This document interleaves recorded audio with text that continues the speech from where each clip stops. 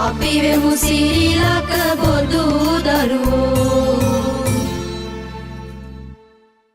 තෙරුවන් සරණයි.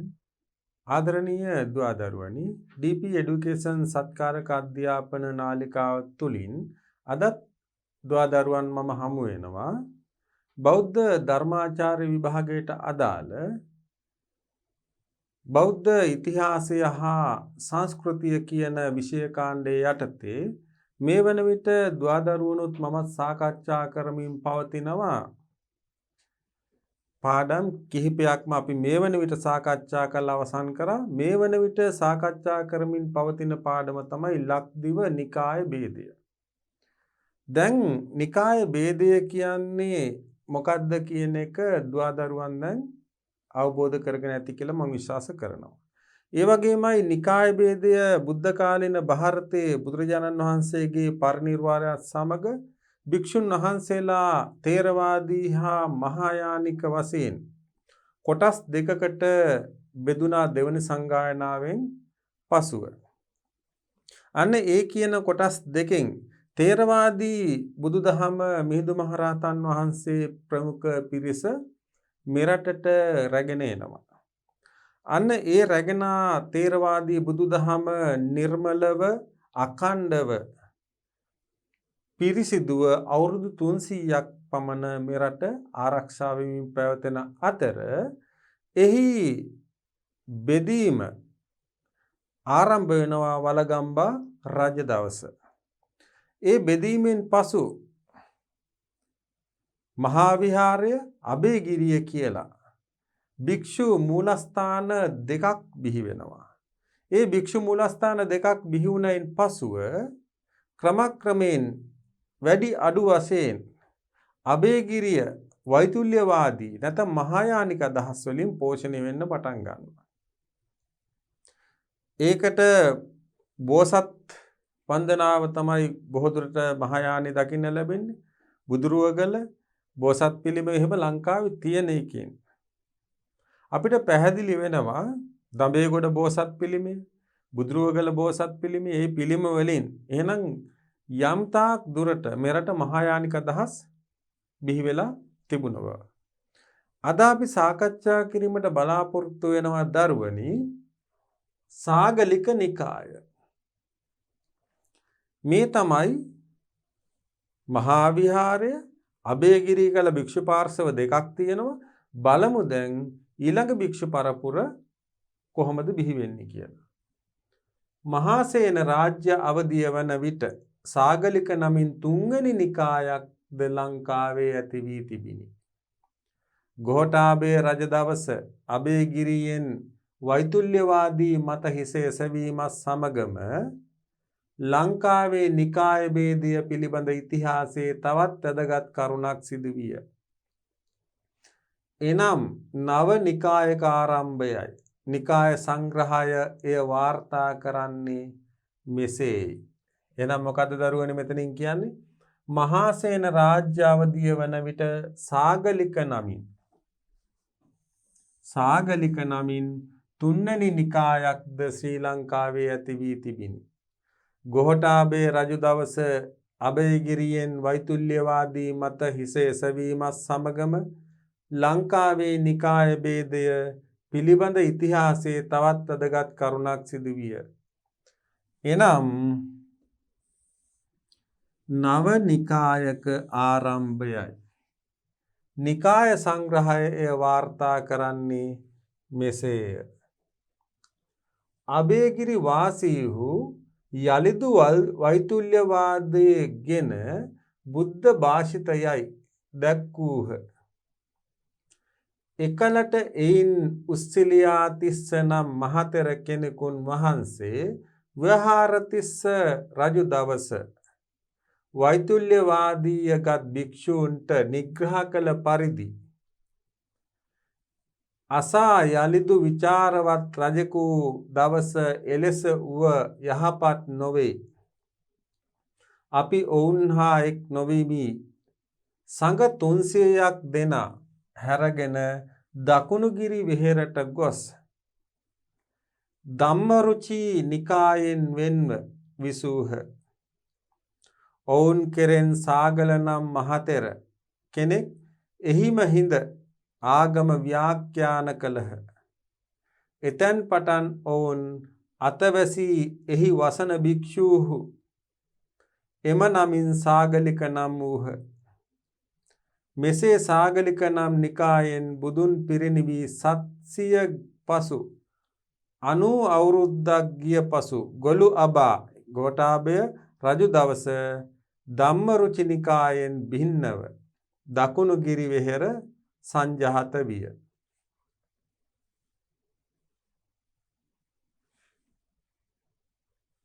මේ තමයි නිකාය සංග්‍රහයේන පාඨයේ සාගලික නිකාය බිහිවීම පිළිබඳ. අබේගිරි වාසීහු යලිදු වෛතුල්‍යවාදී ගෙන බුද්ධ භාෂිතයයි දැක්වූහ. එකලට එයින් උස්සලියාතිස්ස නම් මහතෙර කෙනෙකුන් වහන්සේ ව්‍යවහාරතිස්ස රජු දවස වෛතුල්‍යවාදී ගත් භික්ෂූන්ට නිග්‍රහ කළ පරිදි අසා යලිදු විචාරවත් රජකු දවස එලෙස උව යහපත් නොවේ. අපි ඔවුන් හා එක් නොවිමි සංඝ 300ක් දෙනා හැරගෙන දකුණුගිරි වෙහෙරට ගොස් ධර්මරුචි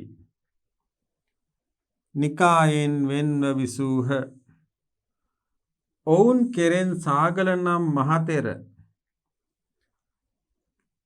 කෙනෙක් එහිම හිඳ ආගම ව්‍යාඛ්‍යාන කළහ. අර්ථ දැක්වීම කළා තියෙනවා. එතෙන් පටන් ඔවුන්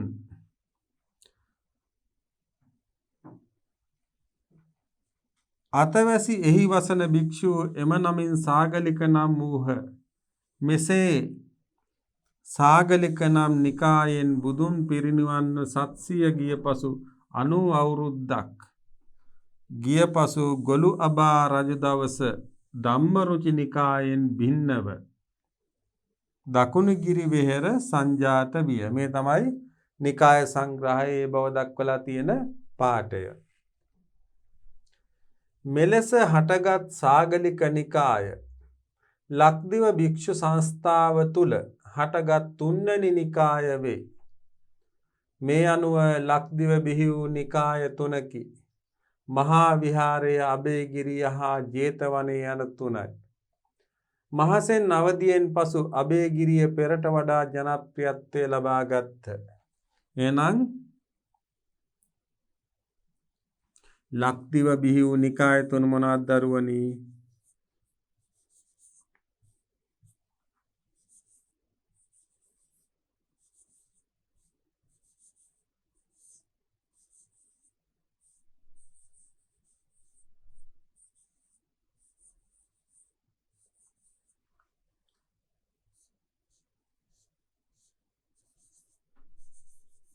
මහා විහාරය,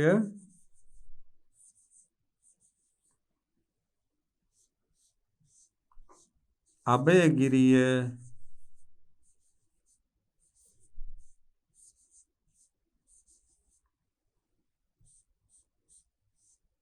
ජේතවනය.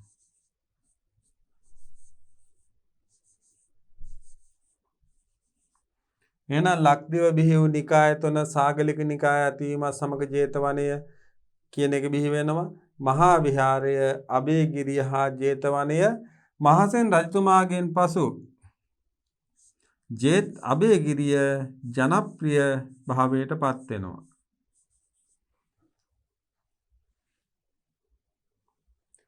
ඊළඟට දළදා වහන්සේ කියන අනුමාතෘකාව තමයි සාකච්ඡා කිරීමට බලාපොරොත්තු වෙන්නේ.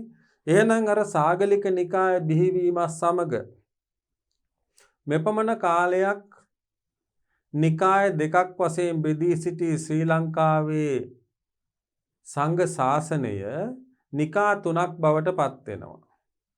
ඒ තමයි දරුවනි මහා විහාරය, අබේගිරිය හා ජේතවනය. ඒ පුරාණේනි අද වන විටත් වර්තමානයේ වන විටත් ලංකාවේ නිකාය තුනක් දකින්න ලැබෙනවා. ඒ තමයි සියම් නිකාය, අමරපුර නිකාය සහ රාමාඤ්ඤ නිකාය. ඒ නිකායන් මෙරට බිහි වුණේ කුමන වර්ෂවලද? කාගේ නායකත්වයෙන්ද එම පැවිදි උපසම්පදාව රැගෙන ආවේ කොහෙන්ද කියලා මං ඉදිරියේදී දරුවන්ට පැහැදිලි කරන්න. දළදා වහන්සේ කිස්සිරිමයන් රජු දවස දළදා වහන්සේ ලක්දිවට වැඩමවන ලදහ. එහෙනම් දළදාව ලංකාදීපයට වඩම්මන්නේ කිස්සිරිමයන් රජුගේ කාලයේදී කියලා දරුවෝ දන්නවා. දළදා වහන්සේගේ භාරකාරත්වය අබේගිරියට හිමි විය. එහෙනම් බලන්න දළදා වහන්සේගේ භාරකාරත්වය අබේගිරියට හිමි වෙන්න නම් අබේගිරිය කොච්චර ප්‍රසිද්ධ, ඒ කියන්නේ මූලික වෙලා තියෙනවද ඒ වෙන විට? කිස්සිරිමයන් රජු විසින් රජවාසලෙහි ධම්මචක්කගේහ නැමැති දළදා මැදුර තනවා දළදාව එහි වඩා හිඳුවා මහත්සේ පුද පූජා සිදු කරවන ලදී. වාර්ෂිකව දළදා උත්සවය පැවැත්විනි. වර්ෂයක් පාසා දළදාව අබේගිරියට වැඩම කරවා එහිදී මහජන ප්‍රදර්ශනයට තබනු ලැබිනි. වාර්ෂිකව සිදු මේ දළදා ප්‍රදර්ශනය හා උත්සවය අබේගිරිය කෙරෙහි ජනප්‍රසාදය යොමු කරවන මහත් ආධාරකයක් වූවාට සැක නැත. එහෙනම් කිස්සිරිමයන් රජු දවස මෙරටට දළදා වැඩම කරවනවා. මෙරටට වැඩම කර වූ ඒ දළදාව අබේගිරිය කියන ආගමික මූලස්ථානයේ ධම්මචක්කගේහ කියලා දළදා මැදුරක් තනවලා එහි තැන්පත් කරවනවා. ඒ වගේමයි ඒ දළදා උදෙසා වාර්ෂිකව පුද පූජා පවත්වනවා. අවුරුද්දකට වතාවක් මහජන ප්‍රදර්ශනය සඳහා දළදාව ප්‍රදර්ශනයට තබනවා. මෙන්න මේ දළදාව කේන්ද්‍ර කර ගැනීම නිසා කලින් තිබුණාට වඩා ජන ප්‍රසාදයක්, ජන ආකර්ෂණයක් දිනා ගැනීමට අබේගිරිය කියන භික්ෂු මූලස්ථානය සමත් වෙනවා. ඊළඟට ධර්ම ධාතුව ශිලාකාල රජු දවස මහා විහාරයත් සෙසු නිකාය දෙකත් අතර මතවාදයකට හේතු භූත කරුණක් යෙදිනි.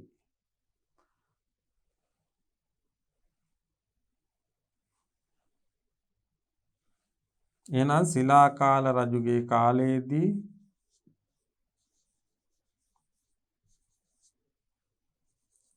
මහා විහාරය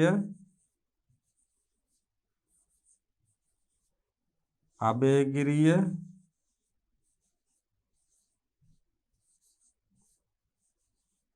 ජේතවනය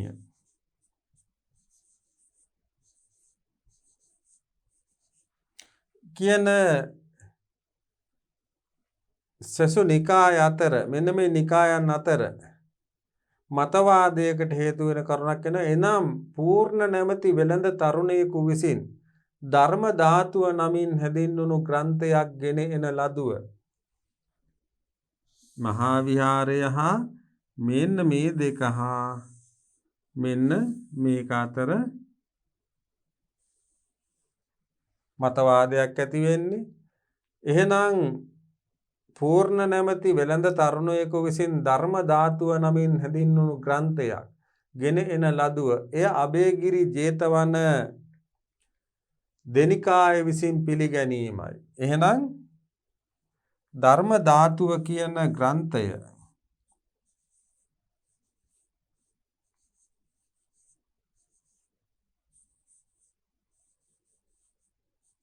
කවුද මේක ගේන්නේ? පූර්ණ.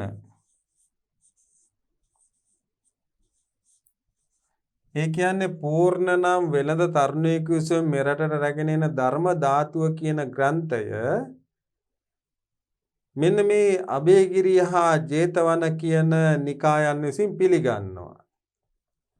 මහා විහාරය මීට සපුරා විරුද්ධ විය. මෙන්න මේ කට්ටිය මේකට විරුද්ධ වෙනවා. මේ ග්‍රන්ථය ජේතවනයේ තැන්පත් කරන ලදී. අබේගිරිකයෝ එහි තැන්පත් කිරීමට මූලික වූහ. මෙන්න මේ කට්ටියගේ මූලිකත්වයෙන් එම ග්‍රන්ථයේ ජේතවනයේ තැන්පත් කරනවා. ආරම්භයේදී ජේතවනිකයෝ ධර්ම ධාතුවට පුද සත්කාර පැවැත්වීමට කැමති නොවූහ. මේ කට්ටිය මුලින් මේ ධර්ම ධාතුවට පුද සත්කාර කරන්න කැමති වෙන්නේ අබේගිරිකයෝ ඒ සඳහා ජේතවනිකයන් පොළඹවා ගත්ත. එහෙනම් මුලින් ධර්ම ධාතුව කියලා ග්‍රන්ථයක් ගේනවා පූර්ණ නම් වෙළඳ තරුණයෙකු විසින් එන්නේ ධර්ම ධාතුව කියන ග්‍රන්ථය අබේගිරිකයන් හා ජේතවනිකයන් පිළිගන්නවා. එම ධර්ම ධාතුව කියන ග්‍රන්ථය තැන්පත් කරනවා ජේතවනේ. මුලින්ම ජේතවන කට්ටිය මේකට පුද සත්කාර කරන්න අකමැති වෙනවා. නමුත් අබේගිරිකයන්ගේ පෙළඹවීම මත මේ කට්ටිය පුද සත්කාර කරන්න පොළඹවා ගන්නවා. මෙන්න මේ මහා විහාරිකින් මේකට විරුද්ධ වෙනවා. අබේගිරි වාසී හුද කරුණු කියා ගිවිස්වා පැහැයෙන් එක්වැනි හේයින් දඹයයි දක්වා බාල දරුවන් කරුවනුවන් කවන අදමයන්සේ දෙනා වෙහෙර.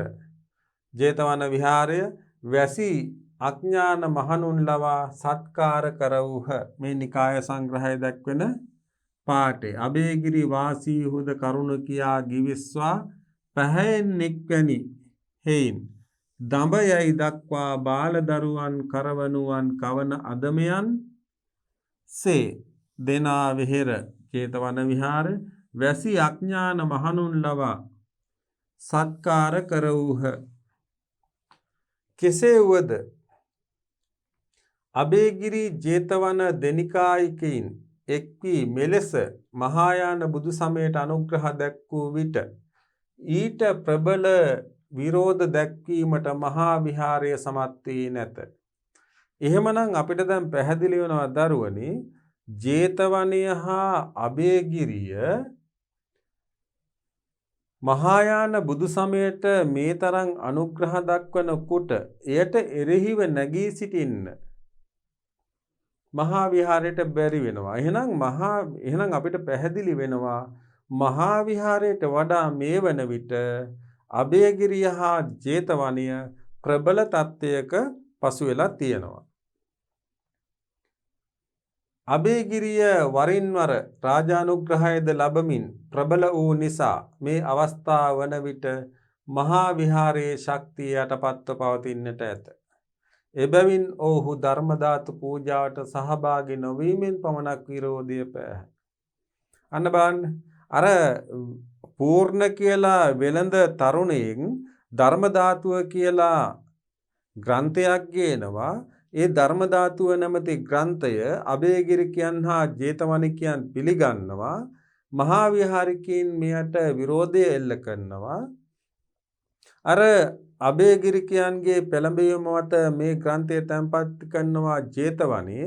මුලින් ජේතවනිකයන් මේකට පූජා සත්කාර කිරීම ප්‍රතික්ෂේප කරනවා.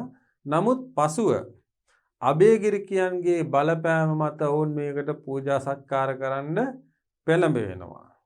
එතකොට මෙන්න මේ විදිහට මේ අබේගිරිකයන් හා මහා ජේතවනිකයන් අබේගිරි හා ජේතවනික අය මහායාන බුදුදහමට මේ තරම් අනුග්‍රහ දක්වන විට එයට එරෙහිව නැගී සිටින්න මහා විහාරිකයන් අසමත් වෙනවා. ඒකට අපිට හිතන්න පුළුවන් ප්‍රධාන හේතුව වෙන්නේ ඇත්තේ මේ වන විට මහා විහාරයට වඩා රාජ්‍ය අනුග්‍රහය ලබා ගනිමින් ජේතවනය හා අබේගිරිය ප්‍රබල ස්ථානයක පසුවීම. මේ කට්ටියගේ විරෝධතාවය කොහොමද එල්ල වෙන්නේ? මේ කට්ටිය අර ධර්ම ධාතු පූජාවට සහභාගී නොවි ඒක වර්ජනය කරමින් අන්න ඒ වගේ විරෝධයක් තමයි මේ කට්ටිය එල්ල කරන්නේ. ඒ කියන්නේ අවිහිංසාවාදී විරෝධයක් වගේ. එහෙනම් මේ කට්ටියගේ විරෝධය අර ධර්ම ධාතු පූජාවට සහභාගී නොවන එක තමයි මේ කට්ටියගේ විරෝධය.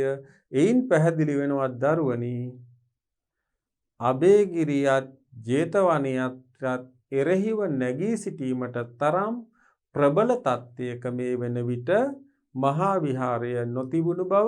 ඒ වගේමයි තවත් කාරණයක් මේ වන විට රාජ්‍ය අනුග්‍රහය නොමදව ලබා ගනිමින් අබේගිරිය හා ජේතවනය ඉහළ තත්ත්වයක වැජඹුණු බව. ආක්‍රමණිකයන් අබේගිරියත් ජේතවනයත් මහා විහාරය අභිබවා නැගී සිටියේය. අනුක්‍රමයෙන් අබේගිරියත් ජේතවනයත් මහා විහාරය අභිබවා නැගී සිටියේය. මෙහි ප්‍රතිඵලයක් වශයෙන් අබේගිරි ජේතවන දෙනිකායේ ශක්තිය මැඩලීමට පළමුවෙනි අක්බෝ රජු දවස ಭಾರತೀಯ තාර්කිකයෙකුගේ සහාය ලබා ගැනීමට මහා විහාරික භික්ෂූන්ට සිදු විය. මෙන්න ආපහු උච්චාවචනය වෙන අවස්ථාව. මෙන්න මේ අබේගිරිය හා ජේතවනය කියන්නේ එක පාර්ශවයක්, මහා විහාරය කියන්නේ තව පාර්ශවයක්. මේ වන විට මහා විහාරයේ ශක්තිය හීන වෙමින් පැවතුණා. ජේතවනයේ හා අබේගිරියේ ශක්තිය ප්‍රබල වෙමින් පැවතුණා. ඊළඟට දැන් මේ උදා වෙන්නේ යන්නේ දරුවනි ජේතවනයේ හා අබේගිරියේ ශක්තිය හීන වෙලා මහා විහාරයේ ශක්තිය නැවත ප්‍රබල වෙන තත්ත්වයක් උදා වෙන්න යන්නේ බලමු. අනුක්‍රමයෙන් අබේගිරියත් ජේතවනයත් මහා විහාරය අභිබවා නැගී සිටියේය. මෙහි ප්‍රතිඵලයක් වශයෙන් අබේගිරි ජේතවන දෙනිකායේ ශක්තිය මැඩලීමට පළමුවැනි අක්බෝ රජු දවස ಭಾರತೀಯ තාර්කිකයෙකුගේ සහාය ලබා ගැනීමට මහා විහාරික භික්ෂූන්ට සිදු විය.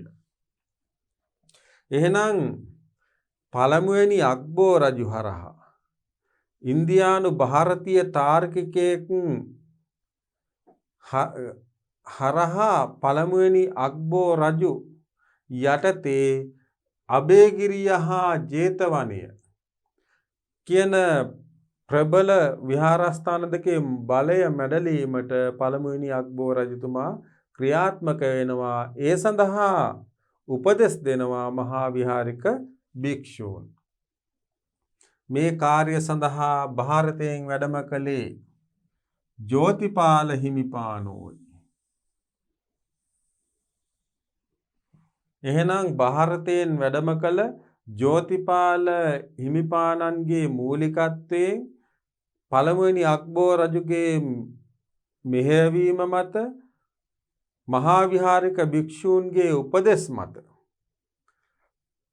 අබේගිරියේ හා ජේතවනයේ බලය මැඩ පැවැත්වීමට කටයුතු සූදානම් වෙනවා. ජෝතිපාල හිමියෝ සාර්ථක පරිද්දෙන් වෛතුල්‍යවාදී මත ඛණ්ඩනය කොට මහා විහාරීය මතය මණ්ඩනය කළ බව මහා විහාරීය වාර්තා කරයි. එහෙනම් අර මේ තාර්කිකයෙක්නේ ජෝතිපාල හිමිපාණන් කියන්නේ තාර්කිකයෙක්. තර්ක කරන්නේ. එම තර්ක අනුසාරයෙන් අබේගිරිය ජේතවනය කියන විහාරස්ථාන දෙකේ නායකයන් සමග තර්ක කළා. ඔවුන්ගේ මත ඛණ්ඩනය කරමින් තමන්ගේ මතය තහවුරු කරමින් අර මහායාන අදහස් පසුගාමී අදහස් බවට පත් කරන්න සමත් වූ බව මහා විහාරය වාර්තා කරනවා. මේ ජයග්‍රහණයෙන් පසු මෙන්න මේ කියන ජයග්‍රහණයෙන් පසු අබේගිරි ජේතවන යන දෙනිකායෙහිම භික්ෂූන් නිහතමාන මහා විහාරවාසීන්ට අවනතව විසූ බව නිකාය සංග්‍රහය සඳහන් කරයි. මෙන්න මේ තර්ක කිරීමෙන් පරාජයට පත්වන ලද ජේතවන හා අබේගිරික එහි වාසය කළ භික්ෂූන් මහා විහාරීය භික්ෂූන්ගේ බසට අවනතව කීකරුව කටයුතු කළ බව නිකාය සංග්‍රහය සඳහන් කරනවා. දැන් මොකද වුනේ? දැන් අර මුලින් ප්‍රබලත්වයට පත්වලා හිටපු අබේගිරිය හා ජේතවනය ඉක්මවා දැන් මහා විහාරය ඉහළ තත්ත්වයකටපත් වෙනවා. ඒ අනුව දැන් අබේගිරිය හා ජේතවන භික්ෂූන් අර මහා විහාරික භික්ෂුන්ගේ බසට අවනතව කීකරුව කටයුතු කිරීමට පෙළඹුණු බව නිකාය සංග්‍රහය උදාහරණ සාක්ෂි සපයනවා. ඉක්බිති දඹදිවින් බට ජෝතිපාල නම් ආචාර්ය මහා ස්තවීර කෙනෙක් වෛතුල්‍යවාදීන් මර්ධනය කොට තමන් දවස ලක්දිව තෙලෙහි වෛතුල්‍යවාද නොපවත්නාසේ නියෝග කළහ. මේ තියෙන්නේ එහි ආදර්ශ පාඩය. ඉක්බිති දඹදිවින් බට ජෝතිපාල නම් ආචාර්ය මහා ස්තවීර කෙනෙක් වෛතුල්‍යවාදීන් මර්ධනය කොට තමන් දවස ලක්දිව තෙලෙහි වෛතුල්‍යවාද නොපවත්නාසේ නියෝග කළහ. අබේගිරිය වරින් වර ඉස්මතු වෙමින්ද යටපත් වෙමින්ද පැවත ආ බව ඉතිහාසයෙන් ප්‍රකට වෙයි. අන්න බලන්න. අබේගිරිය වරින් වර ඉස්මතු වෙමින්ද යටපත් වෙමින්ද පැවත ආ බව ඉතිහාසයෙන් ප්‍රකට වෙනවා. මෙවර නිහඬතාවක නියලුණු අබේගිරිය හා ජේතවනය දෙවැනි අක්බෝ රජ දවස නැවත හිස එසවීය. අන්න බලන්න. මෙවර නිහඬතාවක නියලුණු අබේගිරිය හා ජේතවනය දෙවැනි අක්බෝ රජ දවස නැවත හිස එසවීය. අක්බෝ රජු මේ විහාර දෙකට සුවිශේෂ සැලකිලි දැක්වූ අතර මහා විහාරයට සැලකිලි දැක්වීමට මන්දෝත්සාහි වූයේය. අන්න බලන්න. දෙවැනි අක්බෝ රජතුමා මෙන්න මේ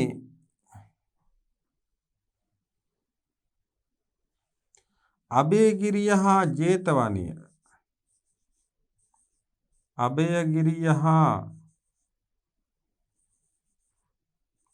ජේතවනයට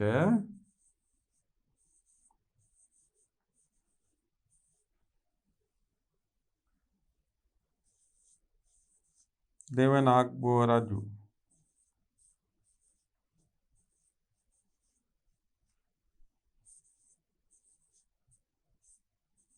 අනුග්‍රහ දැක්වීය.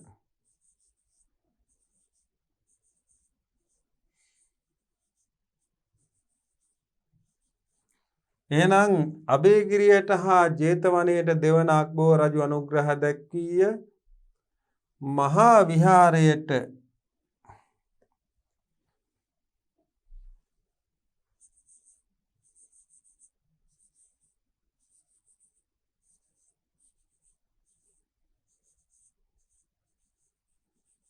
දැක්වූ අනුග්‍රහ අවම විය.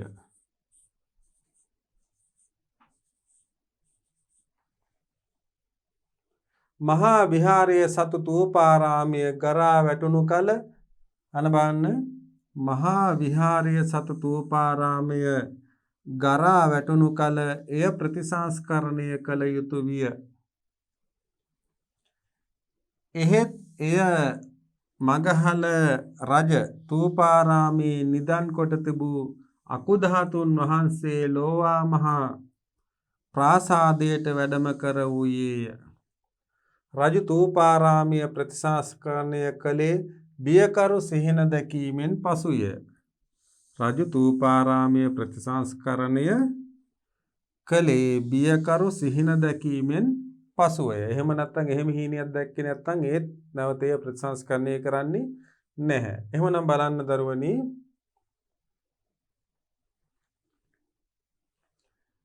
ඉක්බිති දඹදිවින් බට ජෝතිපාල නම් ආචාර්ය මහා ස්තවීර කෙනෙක් වෛතුල්‍යවාදීන් මර්ධනය කොට තමන් දවස ලක්දිව තෙලෙහි වෛතුල්‍යවාද නොපවත්නාසේ නියෝග කළහ. අබේගිරිය වරින් වර ඉස්මතු වෙමින්ද යටපත් වෙමින්ද පැවත ආ බව ඉතිහාසයෙන් ප්‍රකට වෙයි. මෙවර නියඬතාවක නියලුණු අබේගිරිය හා ජේතවනය දෙවැනි අක්බෝ රජ දවස නැවත හිස එසවීය. අපි මේ රාජ්‍ය වර්ෂ ටික නැවත රජ පිළිවෙලින් අපි සටහන් කරගන්න හින්දා මෙතනදි සඳහන් කරන්නේ නැහැ. අක්බෝ රජු මේ විහාර දෙකට සුවිශේෂී සැලකිලි දැක්වූ අතර මහා විහාරයට සැලකිලි දැක්වීමට මන්දොත්සාහි වූයේය.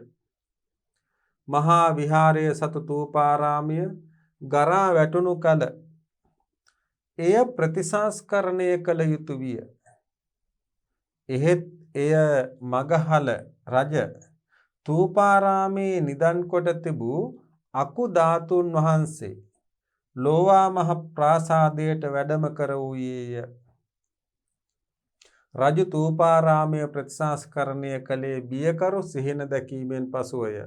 එතකොට රජතුමා තූපාරාමය ප්‍රතිසංස්කරණය කරන වෙනුවට මොකක්ද කළේ? තූපාරාමේ නිදන් කොට තිබූ අකු ධාතුන් වහන්සේ ලෝවා මහ ප්‍රාසාදයට වැඩම කරා. පසුව තූපාරාමය ප්‍රතිසංස්කරණය කරන්න හේතු වුණේ මෙතුමා බියකරු හීන දැක්ක නිසා. ශිලා මේඝවර්ණ රජු දවස අබේගිරි නිකායික භික්ෂූන් අතර සිදු අර්බුදයක් පිළිබඳව මහා වංශය වාර්තා කරයි. මෙහි සත්‍යාසත්‍යතාව විනිශ්චය කිරීමට අබේගිරික වාර්තා නොමැත. එබැවින් විරුද්ධ පාර්ශවීය වාර්තාව හුදකලාව සලකා බැලීමට සිදුවෙයි. අන්න බලන්න, ශිලා මේඝවර්ණ රජු දවස අබේගිරි නිකායික භික්ෂූන් අතර සිදු අර්බුදයක් පිළිබඳව මහා වංශය වාර්තා කරයි. මෙහි සත්‍ය අසත්‍යතාව විනිශ්චය කිරීමට අබේගිරික වාර්තා නොමැත. එබැවින් විරුද්ධ පාර්ශවීය වාර්තාව හුදකලාව සලකා බැලීමට සිදුවේ. එනම් ශිලා මේඝවර්ණාභය රජ දවස අබේගිරි නිකායික භික්ෂූන් අතර සිදු අර්බුදයක් පිළිබඳව මහා වංශය වාර්තා කරනවා.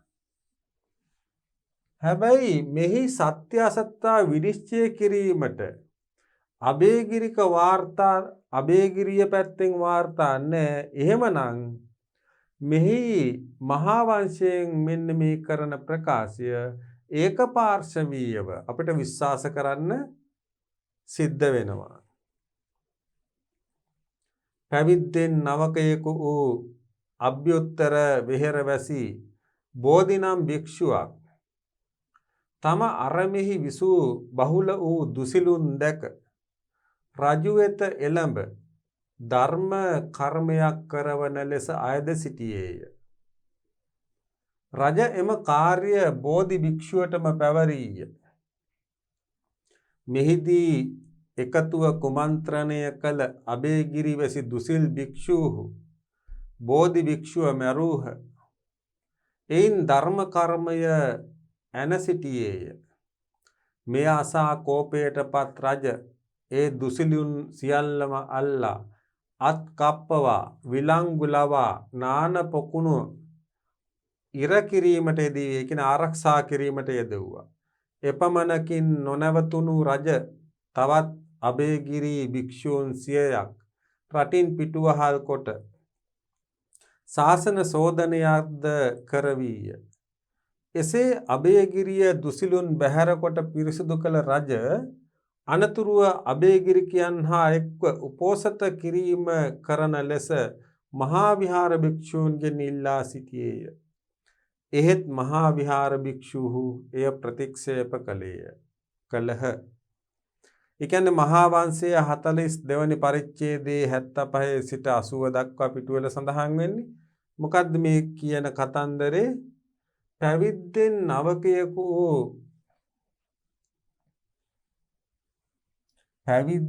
නවකයෙකු වූ අභ්‍යුත්තර විහෙරවැසි බෝධිනම් භික්ෂුවක් තම අරමෙහි විසූ බහුල වූ දුසිලුන් දැක රජු වෙත එළඹ ධර්ම කර්මයක් කරවන ලෙස අයද සිටියේය. අර පැවිද්දෙන් නවකයෙක් වූ බෝධිනම් භික්ෂුව තමන් වැඩ වාසය කරන ආරාමයේ ඉන්න දුසිල්වත් භික්ෂූන් දැකලා රජු වෙතට පැමිණිලි කරනවා ධර්ම කර්මයක් කිරීමට අවසර දෙන්න කියලා. රජ එම කාර්ය බෝධි භික්ෂුවටම පැවරීය. මෙහිදී එකතුව කුමන්ත්‍රණය කළ අබේගිරි වැසි දුසිල් භික්ෂූහු බෝධි භික්ෂුව මැරූහ. දැන් අර බෝධි භික්ෂුව රජතුමාගෙන් ඉල්ලීමක් කරනවානේ මගේ ආරාමේ දුසිල්වත් භික්ෂූන් ඉන්නවා. එම නිසා එම භික්ෂූන් වෙනුවෙන් ධර්ම කර්මයක් කිරීමට අවසර දෙන්න කියලා රජතුමාගෙන් ඉල්ලා සිටිනවා. රජතුමා කියනවා ඔබ වහන්සේගේම මූලිකත්වයෙන් ඒ සිද්ධ කරන්න. මෙන්න මේ බව ආරංචි වෙනවා අර අබේගිරි වාසී දුසිල්වත් භික්ෂූන්ට. මේ දුසිල්වත් භික්ෂූන් එකතු වෙලා මේ බෝධි භික්ෂුව මරා දානවා. එයින් ධර්ම කර්මය ඇන හිටියේය. අන්න එම හේතුව නිසා අර කරන්නට ගිය ධර්ම කර්මය අඩාල වෙනවා. අන්න ඊට පස්සේ වෙන දේ මේ ආසා කෝපයටපත් රජ ඕ දුසිලුන් ඒ දුසිලුන් සියල්ලම අල්ලා අත් කප්පවා විලංගුලවා නානපුකුණ ඉර කිරීමට යෙදෙවීය. මේ ආසා කෝපයටපත් රජ ඒ දුසිලියුන් සියල්ලම අල්ලා අත් කප්පවා විලංගුලවා නානපකුණ ඉර කිරීමට යෙදවීය. එහෙනම් දැන් මේකේ රජතුමාට හරි කේන්ති.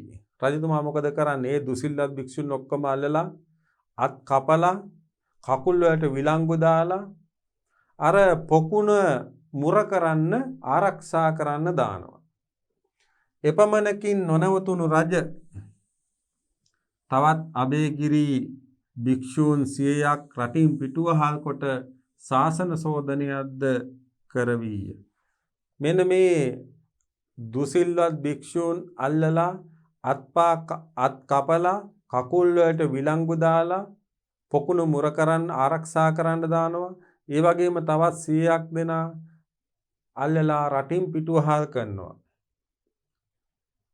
එසේ අබේගිරිය දුසිලුන් බැහැර කොට පිරිසුදු කළ රජ අනතුරුව අබේගිරිකයන් හා එක්ව උපෝසත කිරීම කරන ලෙස මහා විහාර භික්ෂූන්ගෙන් ඉල්ලා සිටියේය.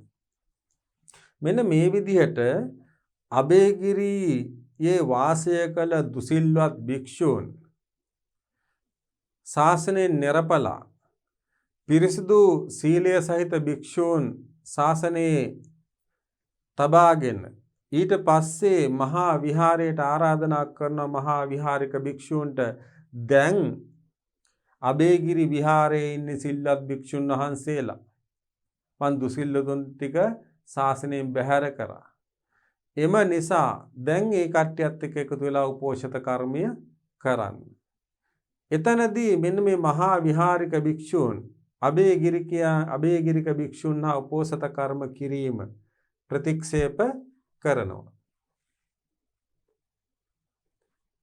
මේ මහා වංශ ප්‍රකාශය නිවැරදි නම් අබේගිරිය වෙන්නූ පසු සංඝ සාමග්‍රී ඇති කිරීමට ගනු ලැබූ ප්‍රථම ප්‍රයත්නය මේ වේයයි එය නිෂ්ප්‍රභාවී ඇත.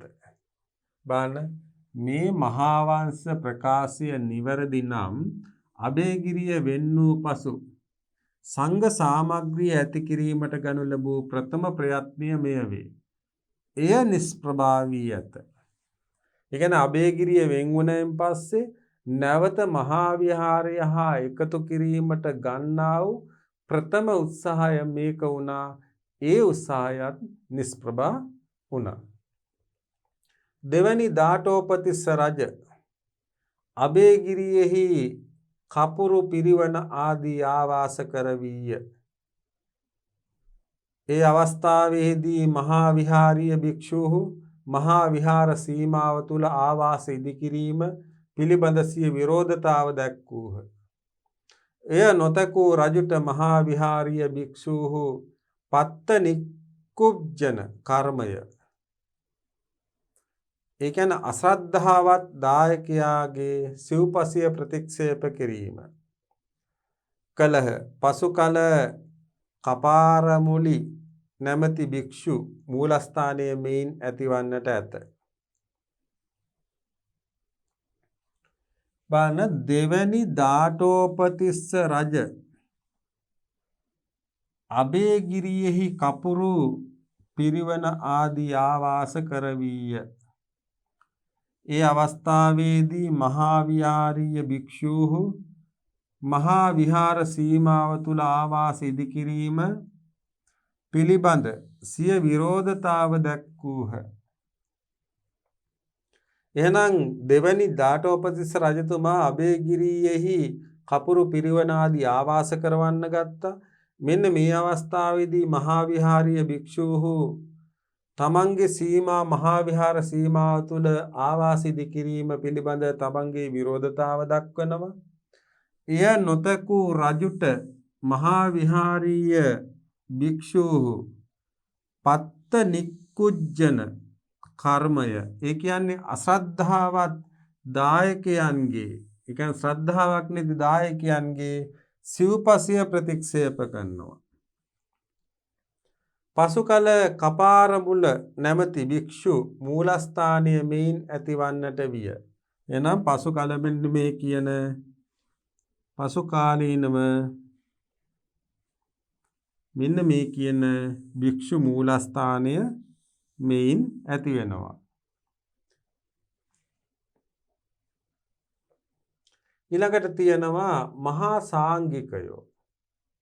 ඒ අපිට ලැබෙන ඊළඟ අනුමාත්‍රිකාව. දුවදරුවන් දන්නවා දැන් අපි අනුමාත්‍රිකා 10ක් 12කට වගේ මේ පාඩම කොටස් කරගත්තා.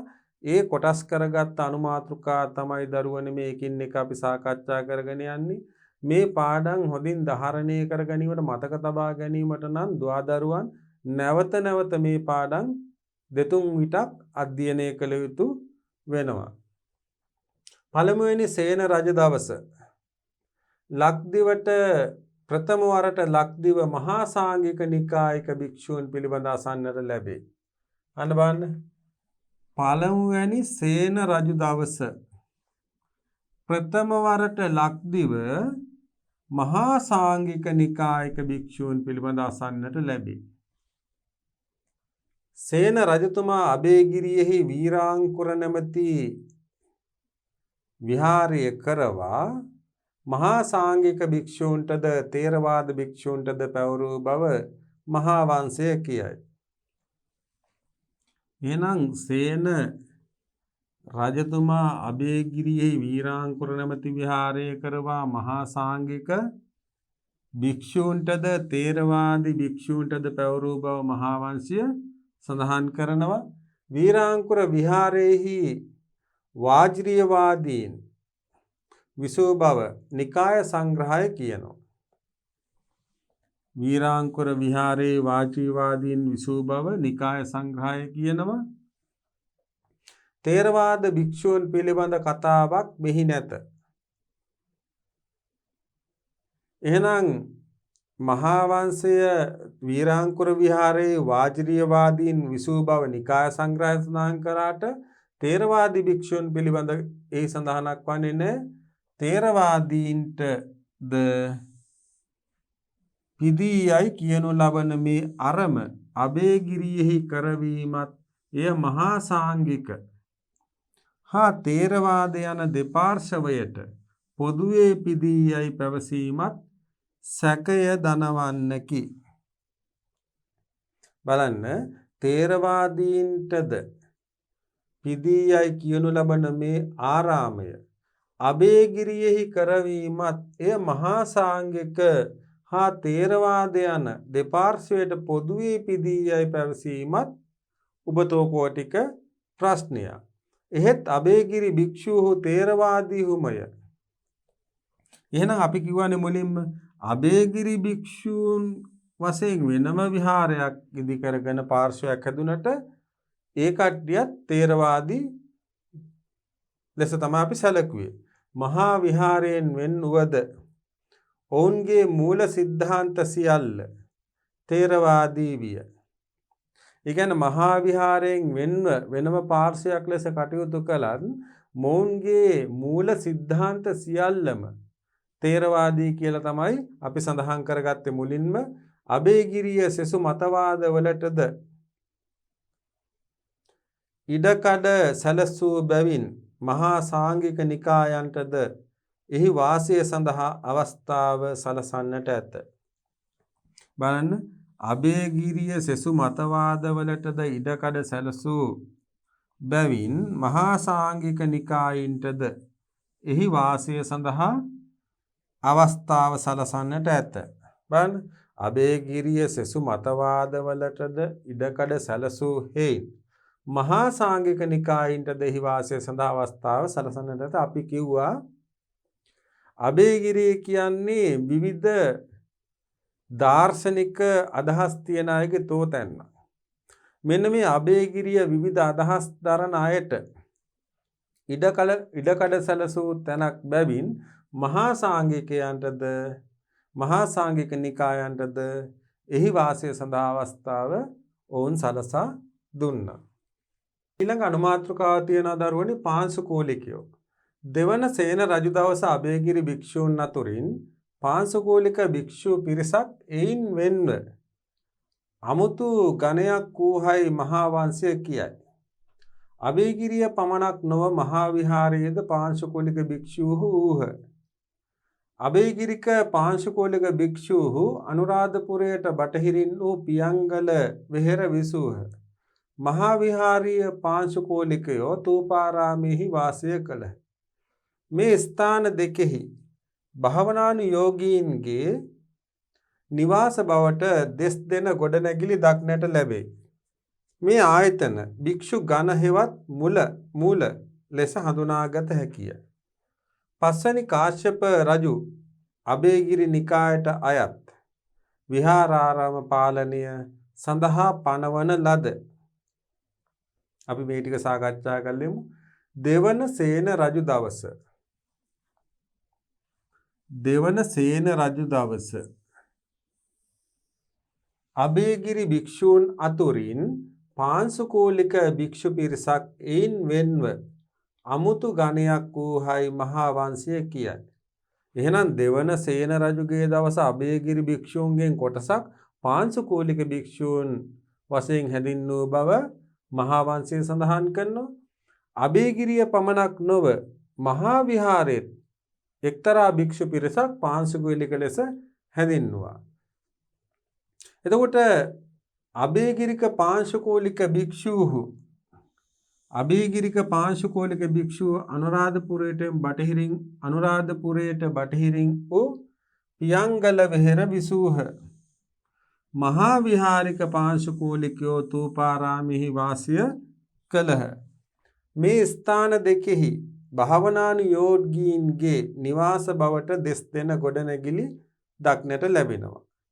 මේ ආයතන භික්ෂු ගණ මුල ලෙස හඳුනාගත හැකිය. ඒ කියන්නේ පිරිස කියන අදහස. පස්වැනි කාශ්‍යප රජු අභයගිරි නිකායට අයත් විහාරාරාම පාලනය සඳහා පනවන ලද නීති පද්ධතියක් අනුරාධපුර පුවරු ලිපියේ දක්නට ලැබේ. බලන්න පස්වැනි කාශ්‍යප රජු අභයගිරි නිකායට අයත් විහාරාරාම පාලනය සඳහා පනවන ලද නීති පද්ධතියක් අනුරාධපුර පුවරු ලිපියේ දක්නට ලැබෙනවා. මොහු නිකාය තුනටම සමව සංග්‍රහ කළේය. ඒ කියන්නේ මහා විහාරයට, අභයගිරියට, ජේතවන කියන විහාර ත්‍රිත්වයටම එක සමානව සංග්‍රහ කරපු රජ කෙනෙක්. දුසිල් මහණුන් ධර්ම කර්මයක් මගින් බැහැර කරවීය. ඊළඟට හතරවැනි මිහිඳු රජ තුන් නිකායේ භික්ෂූන්ටම සමසේ අනුග්‍රහ කළේය.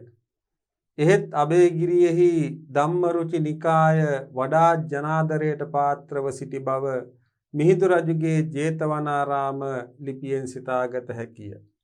එහෙනම් අභයගිරියෙහි ධම්මරුචි නිකාය වඩා ජනාදරයට පාත්‍රව සිටි බව මිහිඳු රජුගේ ජේතවනාරාම ලිපියෙන් සිතාගන්න පුළුවන්. ධම්මරුචි නිකාය මහා සයුරකි. මේ මහ සයුරෙහි ග්‍රන්ථ නැමැති නාගයෝ වෙසෙති. අන්න බලන්න උපමාත් අරගෙන පැහැදිලි කරන්නේ ධම්මරුචි නිකාය මහ සයුරකි. එහෙනම් ධම්මරුචි නිකාය මහා සාගරයක් මේ මහ සයුරේ ග්‍රන්ථ නැමැති නාගයෝ වෙසෙති. ව්‍යක්තයන් නැමැති ගුරුලෝ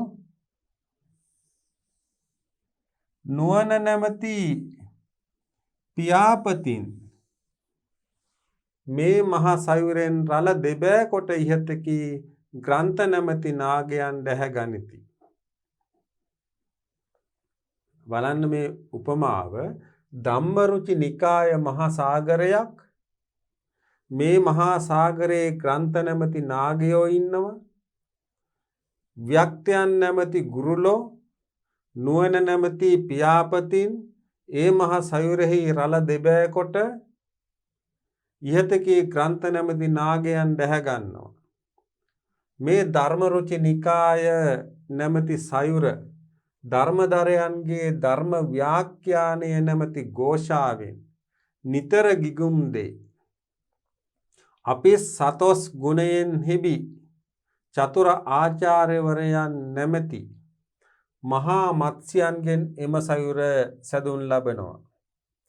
මේ සඳහන් අනුව අපි ආපහු නැවතේ පාඨයේ කියමු. ඒ තරම් අලංකාර විදිහට ඒක පෙන්වා දෙනවා. ධම්මරුචි නිකාය මහා සාගරයක් මේ මහා සාගරෙහි ග්‍රන්ථ නැමැති නාගයෝ වෙසෙනවා. ව්‍යක්තයන් නැමැති ගුරුලෝ නුවණ නැමැති පියාපතින් ඒ මහා සයුරේ රළ දෙබෑ කොට ඉහතකී ග්‍රන්ථ නැමැති නාගයන් දැහැ ගන්නවා. අර බලන්න නුවණ නැමැති පියාපත් වලින් ඒ රළ දෙබෑ කොට ග්‍රන්ථ නැමැති නාගයන් දැහැ ගන්නවා. මේ ධම්මරුචි නිකාය නැමැති සයුර ධර්මදරයන්ගේ ධර්ම ව්‍යාඛ්‍යානය නැමැති ഘോഷාවෙන් නිතර ගිගුම් දෙයි. අපි සතොස් ගුණයෙන් හිවි චතුර ආචාර්යවරයන් නැමැති මහා මත්ස්‍යයන්ගෙන් එම සයුරෙහි බියේය. අන්න චතුර ආචාර්යවරු කියලා උපමා කරන්නේ කවුද? ඒ සාගරයේ ඉන්න මහා මත්ස්‍යයෝ. මේ සාගරයේ ධම්මරුචි නිකාය මහා සාගරයක්. ඒ සාගරේ ඉන්න මහා මත්ස්‍යයෝ.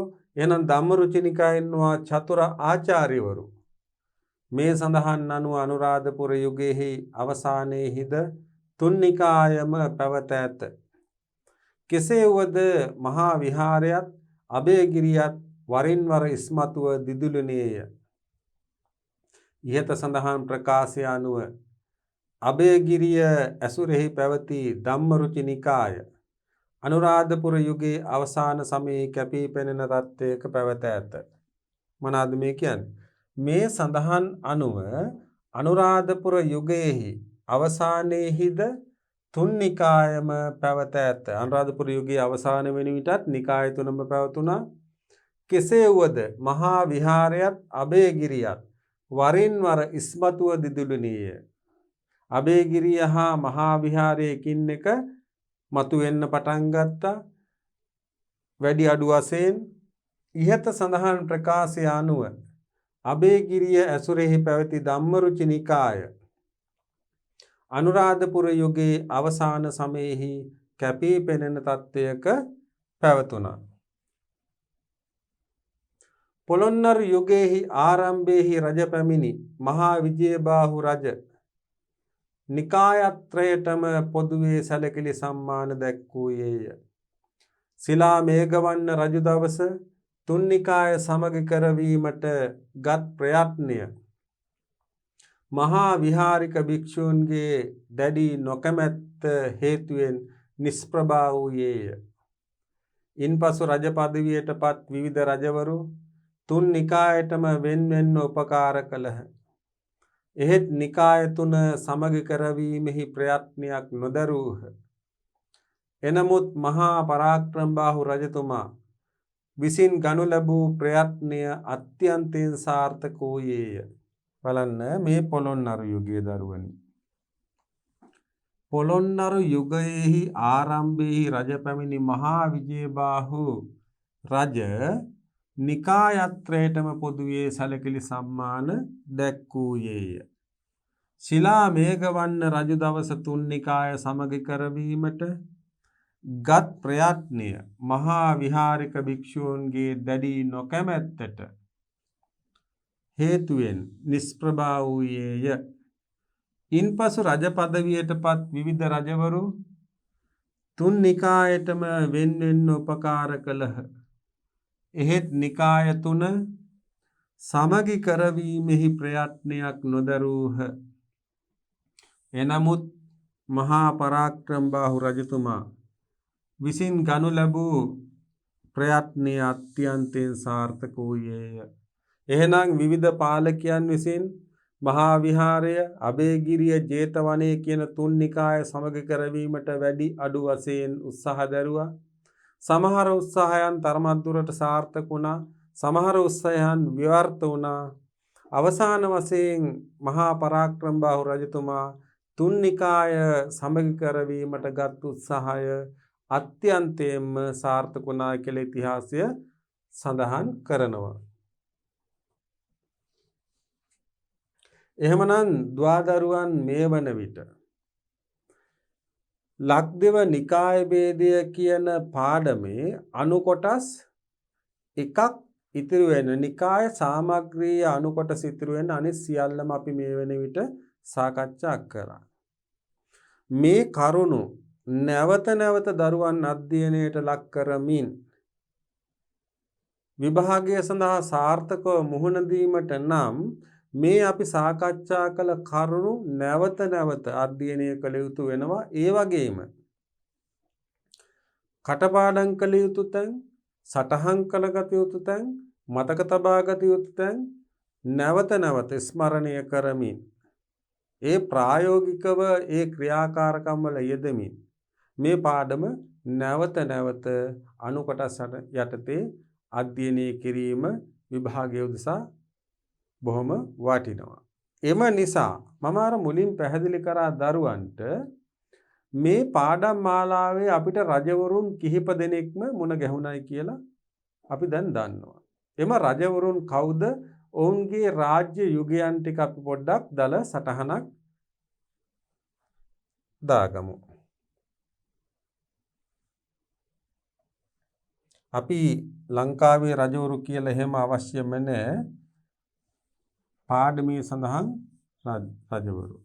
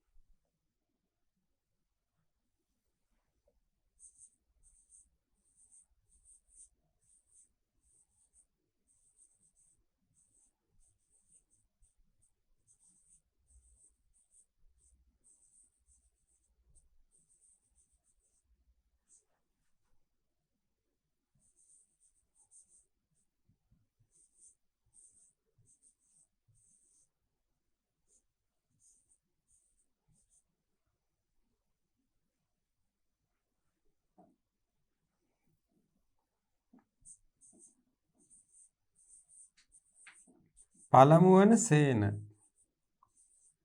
පළමුවන සේන රජු.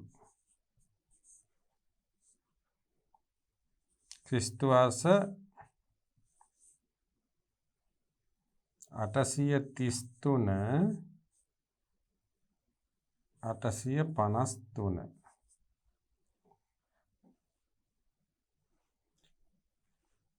ඒ වගේමයි පස්වන කාශ්‍යප.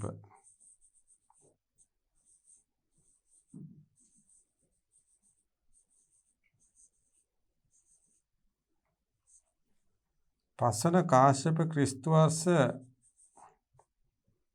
915 924. එයින් පසු අපිට හමු වුණා දරුවනි රජ කෙනෙක් හතරවන මිහිඳු. හතරවන සේන. හතරවන මිහිඳු නේද?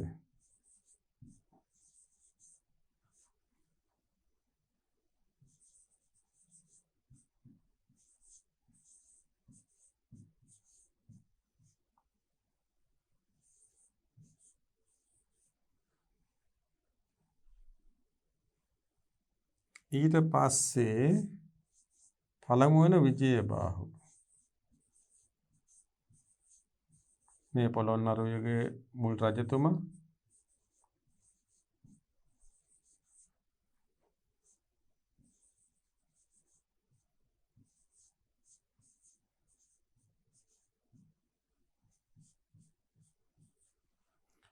පොළොන්නරුවේ තවත් කීර්තිමත් පාලකයෙක් තමයි පළමුවන පරාක්‍රමබාහු.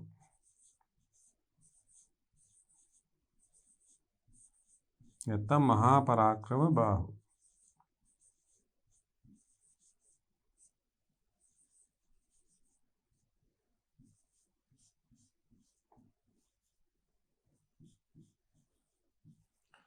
දැන් දුවදරුවන්ට පැහැදිලි වෙනවා මේ පාඩම තුලදී අපට හමු වූ රජවරු. බලන්න පාඩමේ සඳහන් අපිට හමු වුණ රජවරු ටික තමයි මේ සඳහන් වෙන්නේ. මුලින්ම වෝහාරික 30 ක්‍රිස්තු වර්ෂ 209 231. ගෝඨාභය රජතුමා ක්‍රිස්තු වර්ෂ 249 262. මහසෙන් රජතුමා ක්‍රිස්තු වර්ෂ 273 301. කිස්සිරි මෙවන් රජතුමා ක්‍රිස්තු වර්ෂ 301 328. ශිලා කාල ක්‍රිස්තු වර්ෂ 518 531. පළමු අග්බෝ ක්‍රිස්තු වර්ෂ 571 604. දෙවන අග්බෝ ක්‍රිස්තු වර්ෂ 604 614. ශිලා මේඝ වර්ණාභය ක්‍රිස්තු වර්ෂ 619 628. දෙවන දාඨෝපතිස්ස ක්‍රිස්තු වර්ෂ 659 667. පළමුවන සේන රජු ක්‍රිස්තු වර්ෂ 833 853. පස්වන කාශ්‍යප ක්‍රිස්තු වර්ෂ 915 924. හතරවන මිහිඳු ක්‍රිස්තු වර්ෂ 955 972. ඒ වගේමයි පළමුවන විජයබාහු ක්‍රිස්තු වර්ෂ 1055 1110. පළමුවන පරාක්‍රමබාහු ක්‍රිස්තු වර්ෂ 1153 1186. මෙන්න මේ රජවරු 14 දෙනෙක් අපිට මේ පාඩම තුලදී හමු වුණා. ඒ රජවරුන්ගේ නම් සහ රාජ්‍ය වර්ෂ. මෙතන මේ යුග පිළිබඳ සැලකීමේදී මේ අවසානට ඉන්න මහා විජයබාහු නැත්නම් පළමුවන විජයබාහු සහ පළමුවන පරාක්‍රමබාහු රජවරු දෙදෙනා අයිති වෙන්නේ පොළොන්නරු යුගයට. අනිත් සියලු රජවරු අනුරාධපුර යුගය. එම නිසා මේ පාඩම අනු කොටස් යටතේ දුවදරුවන්ට පැහැදිලි කරන්නට යෙදුනේ දුවදරුවන්ට මේ කරුණු මතක තබා ගැනීමේ පහසුව සඳහා. එහෙමනම් මේ සියලු කරුණු නැවත නැවත අධ්‍යයනය කරමින් අපි තව එක පාඩම් මාලාවකින් මේ පාඩම අවසන් කිරීමට බලාපොරොත්තු වෙනවා. එහෙමනම් මේ සාකච්ඡා කළ කරුණු නැවත නැවත සිහිපත් කරමින්, නැවත නැවත අධ්‍යයනය කරමින්, නැවත නැවත පාඩම් කරමින් ධර්මාචාර්ය විභාගයට ඉදිරිපත් වෙලා බෞද්ධ ඉතිහාසය හා සංස්කෘතිය කියන විෂය කාණ්ඩයට ඉහළ ප්‍රතිඵලයක් ලබා ගනී කියලා මම බලාපොරොත්තු වෙනවා. ඒ වගේම මේ ඉගෙනගත් දැනුම දුවදරුවන්ගේ ජීවිතය සාර්ථක කර ගැනීම සඳහා විවහල් කර ගනී කියලාත් මම විශ්වාස කරනවා. එහෙමනම් ආදරණීය දුවදරුවනි, අද පාඩම් මාලාව අප මෙතකින් සමාප්ත කිරීමට බලාපොරොත්තු වෙනවා. නැවත පාඩමකින් හමු වනතුරු සියලු දෙනාට තෙරුවන් සරණයි. සප්පදානං ධම්මදානං ජිනාති. සියලු දානයන්ට වඩා ධර්ම දානය උතුම් වන්නේය යන උතුම් බුදු වදන පසක් කරමින් දහම් පාසල් අධ්‍යාපනය ලබන සුවහසක් දුවා දරුවන්ගේ දහම් ඇස විවර කරමින් සම්බුද්ධ ශාසනයේ චිරස්ථිතිය උදෙසා ධම්මික පෙරේරා, ෆ්‍රැසිලා පෙරේරා පදනම මගින් සිදු කෙරෙන මහඟු සමාජ සත්කාරයයි අපි වෙමු ටීපී සීලක දහම් පොදු පාසල් දරුවෝ. අධ්‍යාපනය.